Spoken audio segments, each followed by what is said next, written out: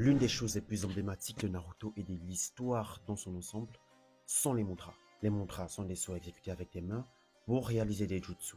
Ces sauts sont en fait inspirés d'animaux réels, ce qui fait que chacun des signes porte le nom d'un animal.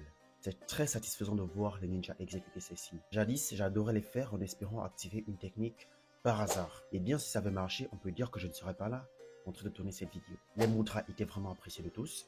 Ils apparaissaient beaucoup dans le début de Naruto. Et surtout, je me souviens de Haku dans l'arc Zabuza qui pouvait les exécuter d'une seule main. C'était tellement stylé, c'était un point propre à Naruto. Et on est bien sûr tenté de se demander pourquoi quelque chose d'aussi cool fut peu à peu retiré de Naruto. Surtout compte tenu de l'importance qui lui avait été attribuée dans la série. Bonjour à tous, j'espère que vous allez bien.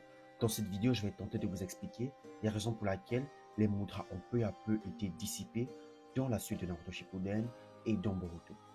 Restez avec moi, on va comprendre tout cela ensemble. Un aspect important des signes de la main a été clairement expliqué dans la première partie de la série, liant leur utilisation à la maîtrise du lanceur sur le jutsu.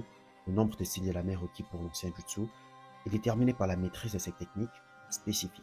Un fait qui explique parfaitement pourquoi les signes de la main sont devenus moins apparents à mesure que les personnages devenaient plus forts. La première partie de la série a vu la plus grande utilisation des sauts de la main, ce qui indique que les personnages principaux étaient encore guinis à l'époque avec une maîtrise limitée de la plupart des jutsu. Après l'ellipse Shippuden, la plupart des personnages ont reçu une augmentation significative de leur puissance, nécessitant ainsi moins de signes de la main.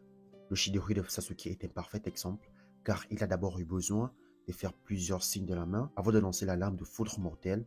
Cependant, au fur et à mesure qu'il commençait à maîtriser la technique, les signes de la main devinrent totalement obsolètes pour le jutsu, car Sasuke fut montré en train de l'utiliser sans même un seul saut. Une autre raison pour laquelle les signes de la main ont commencé à recevoir de moins en moins de temps d'écran est l'apparition du nombre de techniques ne nécessitant pas l'utilisation des mantras. Plusieurs de ces techniques existaient déjà dans la première partie de la série, comme le Rasengan ou la barrière de chakra du clan Hyuga.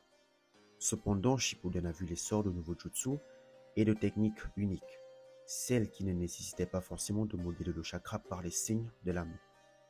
Les techniques visuelles ont dominé la série et le Sharingan et le Rinnegan ont pris le pas. Étant donné que ces capacités nécessitaient peu ou pas de saut manuel, le concept du signe de la main s'est estompé en arrière-plan alors que la série mettait en lumière les techniques oculaires toutes puissantes. Jusqu'à maintenant, je n'ai cité que les facteurs internes qui pourraient expliquer la mise en arrière-plan des mantras dans Naruto. Cependant, il est connu que plusieurs facteurs externes peuvent influencer le mangaka et changer complètement la tournure de l'œuvre. Ainsi, la redondance qui accompagne les dessins des mêmes sauts encore et encore pour chaque panneau est la raison la plus plausible de la mise en arrière-plan des mantras dans Naruto. Expliquons. Les signes de la main avaient initialement un caractère distinctif, faisant de leur apparence un must avec chaque jutsu. Mais le besoin constant de dessiner des panneaux séparés, simplement pour mettre en valeur chaque saut de la main, est devenu un problème pour les créateurs, ce qui a entraîné une utilisation de moins en moins importante. Du point de vue de l'illustration, recréer constamment le panneau avec les différents signes de la main est assez redondant, perdant non seulement du temps, mais aussi de l'espace sur le panneau. Aussi, au fur et à mesure que la série avançait, l'accent s'est déplacé sur le scénario lui-même plutôt que sur les aspects auxiliaires tels que les sauts de la main, couplés à des facteurs tels qu'une maîtrise plus élevée et des techniques qui nécessitaient peu ou pas de signes. Le concept s'est simplement estompé en arrière-plan alors que les questions plus importantes prenaient le pas. Bien que les signes de la main soient encore perceptibles au cours des dernières parties de la série, leur diminution de l'utilisation et de l'importance indique clairement un changement radical au sein de Naruto, qui a favorisé les techniques oculaires par-dessus tout, ce qui en fait la source de tout pouvoir. Bien, je viens de partager avec vous les raisons pour lesquelles les signes de la main se sont peu à peu estompés de Naruto. N'hésitez pas à me lâcher un gros like, à vous abonner à la chaîne pour ne plus manquer aucune de mes prochaines publications. Si vous aimez des vidéos du genre, n'hésitez pas à me suivre en commentaire.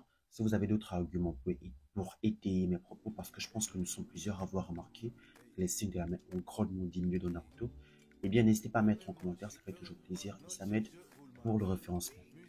Maintenant, je vous laisse vaguer à vos occupations et que la passion vous guide.